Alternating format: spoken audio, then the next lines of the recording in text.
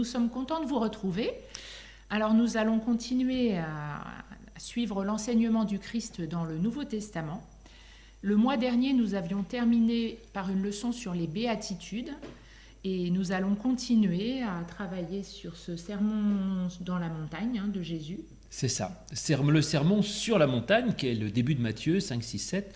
Et en fait, Jésus monte sur une montagne et là, il donne un enseignement. Et on vous avait dit que ça ressemble à Moïse qui monte sur la montagne et qui donne tous les commandements de Dieu au peuple.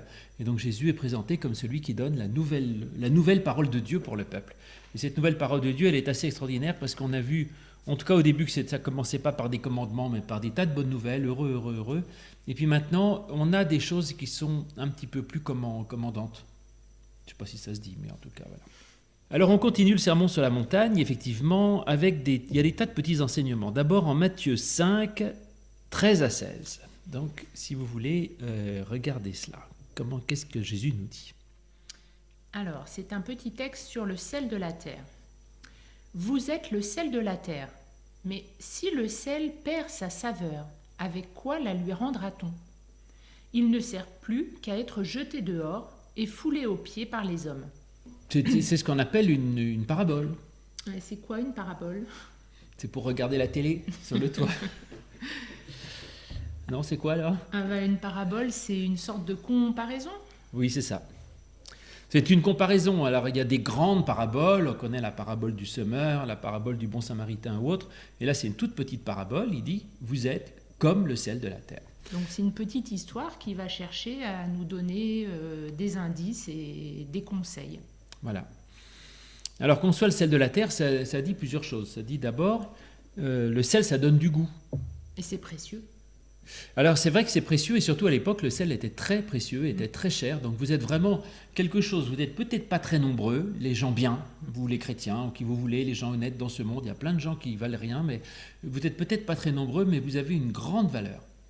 C'est peut-être la première chose que ça nous dit. Et puis après, ça a un rôle, le sel. Alors le sel, ça donne du goût au plat, c'est-à-dire que effectivement, un plat normal, on met un petit peu de sel dedans et tout à coup tout devient bon. Et donc on peut dire que les croyants dans le monde, ils sont comme ça. Le monde, il est moyen, il est comme il est, mais on met quelques personnes bien dans le monde et ça change le monde entier. Donc il n'y a pas besoin que tout le monde soit formidable, et il suffit qu'il y en ait quelques-uns de formidables dans le monde et ça change tout. Parce qu'on pourrait se dire, après tout, ça sert à quoi si moi je suis honnête et que les autres ne le sont pas, si je suis seul à être bien, qu'est-ce que ça change dans le monde ? Eh bien Jésus dit, même si vous êtes tout seul, ça peut tout changer dans le monde, parce qu'un petit grain de sel, c'est pas grand-chose, mais ça peut changer tout le goût d'un plat. Mais par contre, s'il perd son goût, c'est-à-dire si le chrétien perd sa caractéristique, il n'a plus de valeur, il ne sert plus à rien. Bon, oui, c'est ça. Si c'est pour être comme tout le monde, à ce moment-là... Et il y a d'autres passages comme ça d'ailleurs dans l'Évangile où Jésus dit si vous ne prêtez qu'à ceux qui vous rendent et si vous ne donnez qu'à ceux dont vous espérez recevoir, qu'est-ce que vous faites d'extraordinaire ? N'importe qui fait la même chose. Donc il dit, moi je vous demande de faire de l'extraordinaire. Voilà. Donc le croyant, le chrétien, n'est pas comme tout le monde et il a le courage d'être différent. Alors ça c'est une chose que les petits protestants savent bien, en tout cas, parce que je sais qu'en tout cas, moi quand j'étais petit, toi aussi sûrement, et nos enfants, ils ont toujours l'habitude d'être le seul protestant dans la classe. Bon, alors ils ont l'habitude et ils assument. Bah oui, je suis le seul comme ça et puis j'assume. Eh bien, les gens honnêtes, c'est parfois aussi comme ça, ou même quand on est à l'école, tout le monde fait des bêtises et dit moi je le fais pas, je suis comme ça, j'ai des valeurs. Et donc d'avoir le courage d'être le seul à penser comme on pense, d'avoir le courage d'être le seul à maintenir quelque chose de juste, eh bien c'est quelque chose de formidable. Et on dit que ça donne le goût à tout le plat, ça donne le goût au monde. Donc Dieu finalement ne demande pas forcément que tout le monde devienne honnête, mais au moins que ceux qui le sont le restent et aient le courage de l'être. Si jamais on n'est pas capable de le faire, alors si on est comme tout le monde, on n'a plus beaucoup de sens. Voilà. Alors une autre comparaison, verset 14, vous êtes la lumière du monde. Une ville située sur une montagne ne peut être cachée et on n'allume pas une lampe pour la mettre sous le boisseau, mais on la met sur le chandelier et elle éclaire tous ceux qui sont dans la maison. Que votre lumière luise ainsi devant les hommes, afin qu'ils voient vos bonnes œuvres et qu'ils glorifient votre Père qui est dans les cieux. Oui, vous êtes la lumière du monde. Alors ça, on aime beaucoup.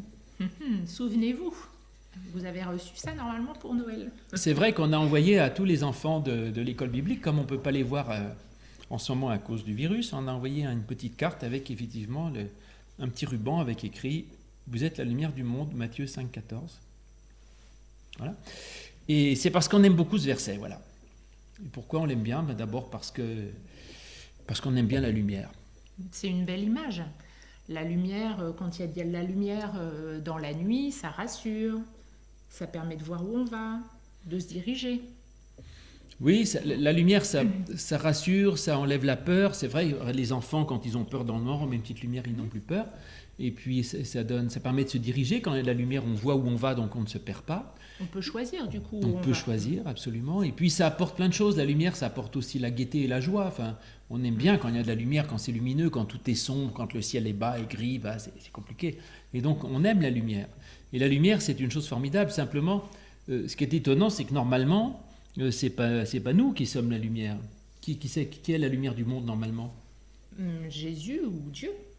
Oui, alors Jésus ou Dieu? Alors, on commence par qui? Par Jésus. Ça, c'est écrit en Jean 8, 12. Jésus dit « Moi, je suis la lumière du monde ».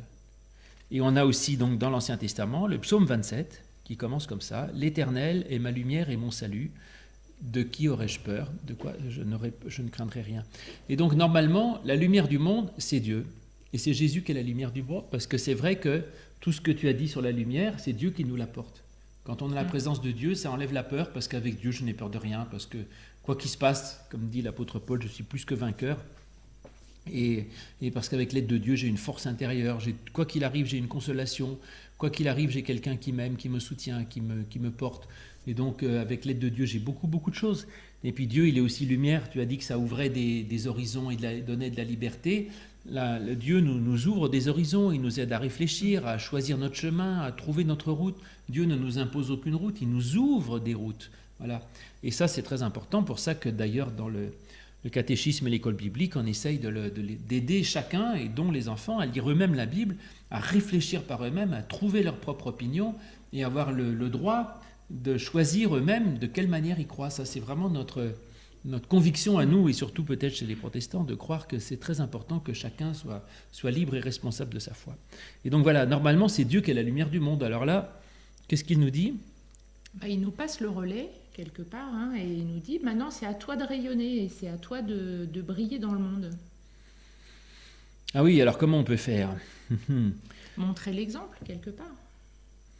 C'est vrai que oui, et c'est vrai que ce qui est intéressant, c'est qu'il nous donne un rôle, en fait. Et ça, je trouve, c'est important, même avant, dans le ciel de la terre. Il ne dit pas je vais vous servir une bonne soupe, elle sera bien salée, profitez-en. Il dit, c'est vous qui donnez le goût au monde. Ah, tiens, bon, donc j'ai un boulot. Ensuite, il dit, certes, Dieu est lumière pour vous, donc Dieu vous apporte des tas de choses, mais maintenant, je vous demande à vous d'apporter dans le monde la lumière, et ce que vous aimeriez que Dieu apporte, c'est à vous de le donner. Donc quand vous dites « Ah, j'aimerais bien que Dieu donne la paix dans le monde », eh bien vas-y mon gars, qu'est-ce que tu fais toi pour donner la paix au monde? Et j'aimerais bien qu'il y ait de la fraternité. Eh bien vas-y, apporte de la fraternité. Donc Dieu nous demande à nous d'apporter dans le monde ce que nous attendons de lui. Et puis tu as raison de rayonner, de retransmettre, c'est-à-dire que nous, on redonne ce qu'on reçoit. Donc si Dieu est pour moi une lumière, je peux être une lumière pour les autres. Si Dieu est pour moi une source d'amour, je peux aimer, etc. Donc on n'est pas nous-mêmes une lumière, il ne faut pas croire, mais on peut rayonner, retransmettre cette lumière que Dieu nous donne. Voilà. Donc ça, c'était la première petite parabole, qui est magnifique, et c'est un des textes les plus connus d'ailleurs. Je crois que vous, peut-être que vous en souviendrez, en tout cas, quand je prends des adultes qui viennent me voir après pour des cérémonies, qui me disent de quel texte ils se souviennent, c'est celui-là. Donc c'est vraiment un très beau texte, et qui est agréable et dont on se souvient facilement. Voilà un autre petit enseignement, toujours dans le Sermon sur la montagne, en Matthieu 5, verset 38. Alors il y en a plein, on vous en a pris quelques-uns, on en saute parce qu'il y en aurait beaucoup. Matthieu 5, 38, voilà ce que dit Jésus. Vous avez appris qu'il a été dit œil pour œil, dent pour dent. Ah, vous connaissez ça, œil pour œil, dent pour dent? Alors ça se trouve dans l'Ancien Testament et ça s'appelle la loi du talion. C'est la loi du talion, oui. Alors, c'est pas très bien vu parce qu'il y a un côté vengeance, quoi, c'est-à-dire... tu me crèves un œil, je te crève un œil, il m'a fait ci, donc j'ai fait ça. Et alors, plusieurs choses. D'abord, c'est pas absolument dit comme ça dans l'Ancien Testament. L'Ancien Testament ne dit pas du tout qu'il faut se venger, et si quelqu'un m'a cassé une jambe, je vais lui casser une jambe. Il dit, si quelqu'un te fait du mal, il doit te rembourser le prix de ce qu'il a fait, il doit payer le prix, mais pas au-delà. Hein, c'est ça. C'est-à-dire que si quelqu'un te casse ton crayon, il te rembourse le crayon, mais il n'a pas à te payer 10 crayons, ni à t'acheter un stylo en or. Bon. Donc c'est ça, mais pour ça qu'on comprend mal. Et puis ensuite, c'est déjà pas mal, parce que ça veut dire que tu peux demander réparation, mais pas au-delà du mal que tu as reçu. Et aujourd'hui, malheureusement, il y a beaucoup de gens qui n'en sont pas comme ça.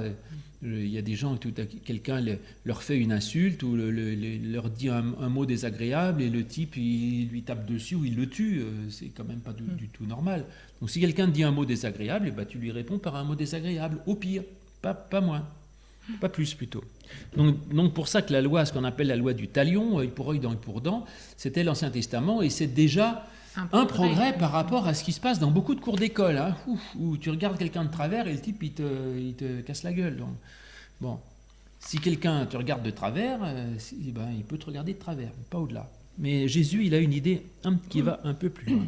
Donc il dit voilà, à la base, c'est déjà un minimum, hein, pas plus que ce que tu as reçu. Mais moi, je vous dis. Alors, mais moi, je vous dis de ne pas résister aux méchants. Si quelqu'un te frappe sur la joue droite, présente-lui aussi l'autre. Si quelqu'un veut plaider contre toi et prendre ta tunique, laisse-lui encore ton manteau. Si quelqu'un te force à faire 1000, fais-en 2 avec lui. Donne à celui qui te demande et ne te détourne pas de celui qui veut emprunter de toi. Alors là aussi, c'est un verset dont beaucoup de gens se souviennent. Hein. C'est-à-dire, si on te frappe sur la joue gauche, dans la joue droite. Alors, qu'est-ce que Jésus veut dire? Est-ce que Jésus dit qu'il faut être victime et se laisser faire, se laisser battre et tout? C'est un peu dur à entendre, ça. De devenir le bouc émissaire ou... C'est un peu dur à entendre, puis en plus, je pense que ce serait complètement idiot. Parce que le but de Jésus, c'est quand même de réduire la violence dans le monde. Et si tu te laisses faire, tu augmentes la violence. Et puis tu incites l'autre à continuer dans ce... Exactement. Si le type il dit je tape dessus, il dit rien, donc c'est bon, je vais lui taper 2 fois plus dessus, et donc tu auras juste incité quelqu'un qui tape à taper 2 fois plus. Donc c'est pas ça la solution. Je pense qu'il faut essayer de réveiller l'autre, peut-être de le surprendre, Alors, ne pas jouer sur le même plan en tout cas. Alors on ne sait pas ce que Jésus veut dire, en tout cas, je vous dis tout à l'heure, le texte est une lumière, donc je pense que le but de ces textes déjà c'est de faire réfléchir. Donc Jésus, il ne cherche pas à donner des règles à appliquer. Il dit, je vous dis ça et donc ça m'interroge, donc ça me fait réfléchir. Et je me dis, mais moi, comment je réagis par rapport à la violence? Est-ce que c'est bien si quelqu'un me donne un coup de poing, je lui fous mon poing dans la gueule? Est-ce que ça arrange les choses? Non. Alors est-ce qu'il y a une autre solution que je peux faire? Et si je me laisse faire, est-ce que ça va faire arranger les choses? Pas forcément. Donc l'idée, c'est réfléchir un peu comment toi tu réagis par la violence. Et le but, évidemment, c'est pas de dire, il m'a donné un coup de poing, je lui donne un coup de poing, il m'a dit si, je lui fais ça, nanana. À un moment donné, il faut que quelqu'un arrête l'escalade de la violence. Donc le but, c'est de faire réfléchir. Et puis, effectivement, je pense que tu as raison, c'est d'arrêter l'escalade de la violence et le jeu de ping-pong. Il m'a fait ci, j'ai fait ça, je lui ai refait ci, j'ai refait ça. Il faut à un moment donné qu'il y en ait un qui dit, bon, que c'est bon, on arrête. C'est ça, non? Peut-être. Et le surprendre parce qu'il ne s'attend pas forcément, justement, à ce que tu réagisses sur un autre plan. Je pense que ça peut le surprendre, oui, effectivement. Alors ça, j'ai vu ça dans des films, le type, le méchant qui a le pistolet braqué sur l'autre, et il va le tuer, puis à ce moment-là, celui qui est là, il dit « Vas-y, tire, et alors, ça va t'avancer à quoi ?» Et donc, tout à coup, l'autre dit « Ah, bah oui, tiens, finalement, il se retrouve comme un idiot, et il arrête. » Ça peut être ça. Il me frappe, je dis « Bon, attends, qu'est-ce que tu fais là? Pourquoi tu me fais du mal ?» Continue si tu veux, mais alors, ça va t'amener où? Le type dit « Ah oui, tiens, c'est vrai, après tout. » Je ne sais pas, mais en tout cas, le but... c'est de faire réfléchir l'autre, ça sûrement. Sûrement d'éviter l'escalade de la violence permanente. Il faut bien à un moment donné qu'il y en ait un qui dit « bon allez, on arrête ». Et puis le but, de toute façon, c'est d'arriver à faire en sorte que l'autre arrête de frapper. Ça c'est quand même, alors, débrouillez-vous comme vous voulez. Hein. Parfois, appeler la police parce qu'il y a un méchant qui fait du mal, c'est pas une mauvaise chose, Jésus n'est pas contre. Hein. Mais en tout cas, le but, c'est de se dire comment est-ce que je peux faire pour arrêter l'escalade de la violence qui entraîne la violence. Je pense que c'est ça qu'il veut dire. Compliqué.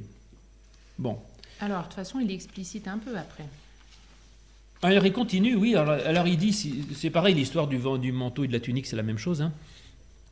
Mais ensuite, il continue au verset 43, il va encore plus loin.